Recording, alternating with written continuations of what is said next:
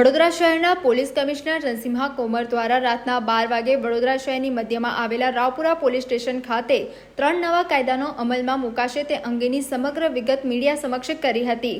આજથી સમગ્ર દેશમાં ભારતીય ન્યાય સંહિતા, ભારતીય નાગરિક સુરક્ષા સંહિતા અને ભારતીય શાસન અધિનિયમના 3 કાયદા અમલમાં મૂકવામાં આવશે। બ્રિટિશ કાળના 3 કાયદા આઈપીસી, સીઆરપીસી અને ઇન્ડિયન એવિડન્સ એક્ટનો આવ્યો અંત। જૂના કાયદાઓના નામ સંહિતા ફેરફારો સાથે નવા કાયદા સમગ્ર દેશમાં પોલીસ સ્ટેશનો અને કોર્ટ સહિત તમામ જરૂરી કચેરીઓમાં તેનો અમલ કરવામાં આવશે।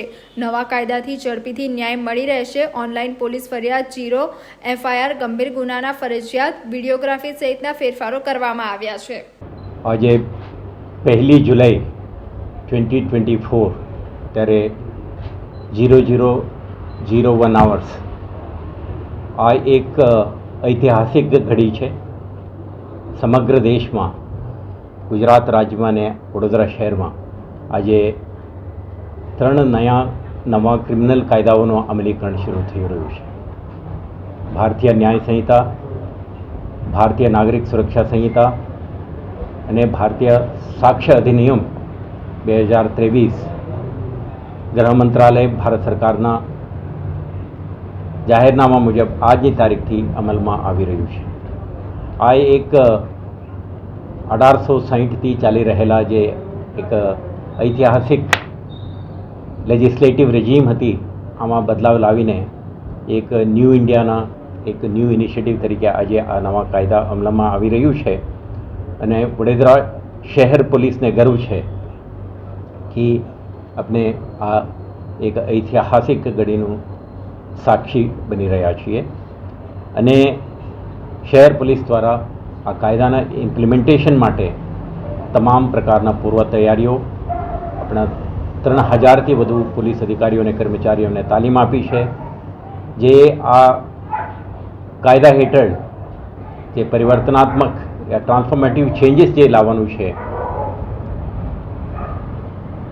પ્યુનિટિવ અપ્રોચથી એક જસ્ટિસ આધારિત ન્યાયિક વ્યવસ્થા, આધુનિક તકનીકોનો ઉપયોગ અને 21st સેન્ચુરીના જે ઇન્ડિયન ઇથોસ છે આના આધારિત આ કાયદા સાચા અર્થમાં ટ્રુ લેટર એન્ડ સ્પિરિટ આપણે કહીએ ઇમ્પ્લિમેન્ટેશન કરવામાં આવે તે માટે પોલીસ વિભાગ તરફથી અને ક્રિમિનલ જસ્ટિસ સિસ્ટમના અન્ય જે હિસ્સાઓ છે એમના તરફથી પણ પૂર્ણ તૈયારી સાથે આજે આપણે ઇમ્પ્લિમેન્ટેશન કરી રહ્યા છીએ।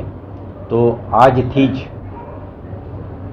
દાખલ થનાર તમામ ગુનાઓ આ કાયદા હેઠળ દાખલ થશે અને કાયદા હેઠળના જોગવાઈઓ મુજબ દરેક તપાસ કરનાર અમલદાર ઇન્વેસ્ટિગેશન પણ આ પ્રકારનું કરશે। અને મને વિશ્વાસ છે કે આ નવા લેજિસ્લેટિવ રેજીમ અંતર્ગત જે કંઈ કાર્યવાહી કરવામાં આવશે તો શહેરજનોને ન્યાય આપવાની પ્રક્રિયામાં આ દિશામાં આ એક મહત્ત્વનું ઇનિશિયેટિવ છે। અને આપણા આખા શહેર પોલીસ તરફથી ખૂબ મહેનતથી, શ્રદ્ધાથી અને ઇમ્પ્લિમેન્ટ કરીને એમના એક જસ્ટિસ ડિલિવરીમાં એક ક્રિટિકલ વિંગ તરીકે પોલીસ કામ કરશે। અને હું મારા સાથી અધિકારીઓ, દરેક પોલીસ કર્મચારીઓને ખૂબ ખૂબ શુભકામના પાઠવું છું આ મહત્ત્વના ઘડીએ। અને સાથે વિશ્વાસ છે કે અન્ય વિભાગો સાથે સંકલનમાં રહીને આપણે સંપૂર્ણપણે આના ઇમ્પ્લિમેન્ટેશનમાં સફળ રહીશું। જે પાર્લિમેન્ટ છે, ઇન્ડિયન પાર્લિમેન્ટ 140 કરોડ જનતાના પ્રતિનિધિત્વ કરતા પાર્લિમેન્ટ આ કાયદાઓને પાસ કરી છે। આ એક વિભાગ માટે પડકાર છે અને મને વિશ્વાસ છે સારી રીતે આને ઇમ્પ્લિમેન્ટેશન કરીશું અને જે એક્સપેક્ટેશન છે આ પૂરું પાડીશું અને જનતાને સુરક્ષા, સલામતી અને ન્યાય અપાવવાની દિશામાં આપણે સફળતાપૂર્વક કામ કરીએ। સમગ્ર જે નવા રેજીમ છે, લેજિસ્લેટિવ રેજીમ, આ પીપલ સેન્ટ્રિક છે। નાગરિકોને વધુ અનુકૂળતા થાય તે માટે એફઆઈઆર, કેટલાક નાગરિકોના હકને પ્રોટેક્ટ કરવા માટેની જોગવાઈઓ અને સિનિયર સિટીઝન, મહિલાઓ, બાળકો એમના સુરક્ષા માટે ખાસ જોગવાઈઓ આ એક્ટમાં છે। મને વિશ્વાસ છે શહેરીજનો આ કાયદાના ઇમ્પ્લિમેન્ટેશનમાં આપણે સહકાર આપશે અને એમના સાથ સહકારથી ઇમ્પ્લિમેન્ટેશન સારી રીતે કરી શકીશું.